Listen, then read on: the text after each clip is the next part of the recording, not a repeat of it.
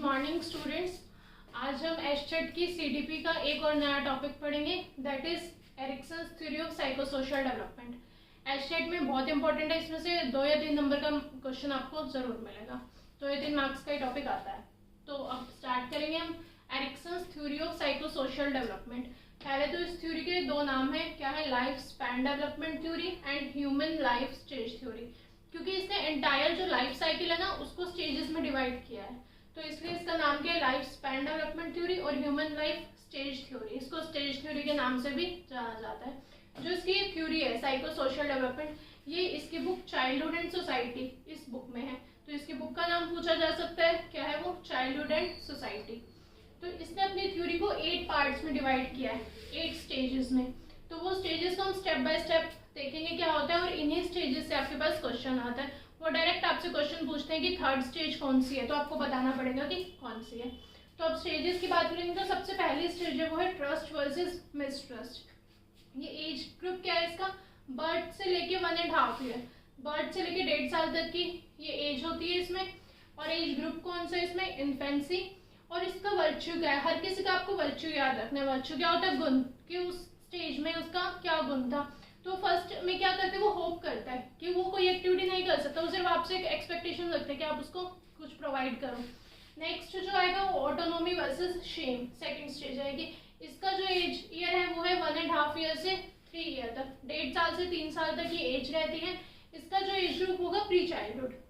और इसका जो वर्च्यू होगा विल, इसमें उसकी क्या इच्छाएं होती हैं, वो आपसे इच्छा करते हैं कि ये चाहिए।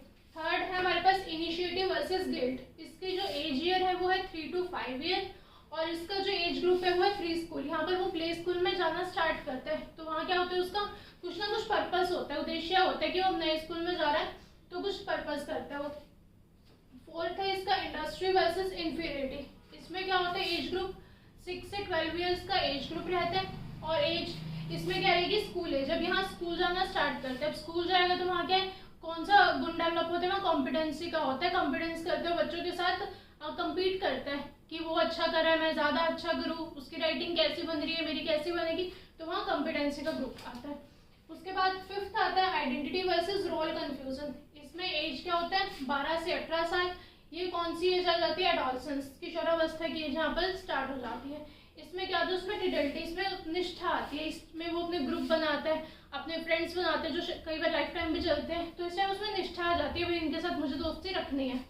नेक्स्ट है हमारे पास सिक्स्थ, इंटीमेसी वर्सेस आइसोलेशन। इसका क्या होता है, एज 18 से 35 साल तक इसकी एज रहती है। और इसमें क्या है, अर्ली एडल्टहुड। अब यहाँ पर क्या होता है, एडल्टहुड आना स्टार्ट हो जाता है। उसमें हमारे पास कौन सा वर्च्यू डेवलप होता है, लव का, मतलब हमारे अंदर क्या होती है, इस एज में हम प्यार की जो फीलिंग जनरेट होती है, हम यहाँ पर अपने कपल्स बनाते हैं, शादी करते हैं, तो वो यही एज रहती है 18 से 35 साल की। नेक्स्ट है जनरेटिव वर्सेस सेग्रेशन। इसका एज ग्रुप क्या रहता है, 35 से 65 ईयर। इसमें क्या होता है, लेटर एडल्टहुड।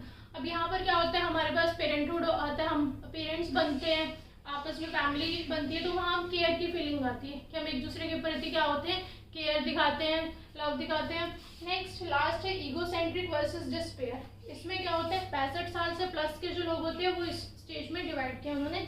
इसमें क्या होती है, ओल्ड एज आ जाते हैं। और यहाँ पर क्या होता है, विजडम। अब हमें बुद्धिमत्ता की फीलिंग आती है, अब हम क्या सोचते हैं कि हमने लाइफ में क्या किया, हम अपनी पूरी लाइफ स्पैन पे रिफ्लेक्शन डालते हैं कि हमने क्या किया, अच्छा किया, बुरा किया क्या। तो ये था हमारा एरिक्सन्स थ्योरी के बारे में। और इस थ्योरी से क्वेश्चन जरूर आता है, इसमें आपसे डायरेक्टली पूछा जाता है कि इसके थर्ड स्टेज कौन सी है, बताइए। आपको 4 स्टेजेस दिए जाएंगे, आपको उसमें ऑप्शन में चूज करना होगा। लास्ट ईयर इसमें से 3 क्वेश्चन आए हुए थे, तो ये बहुत इंपॉर्टेंट है, तो इसको जरूर करके जाइएगा। Thank you.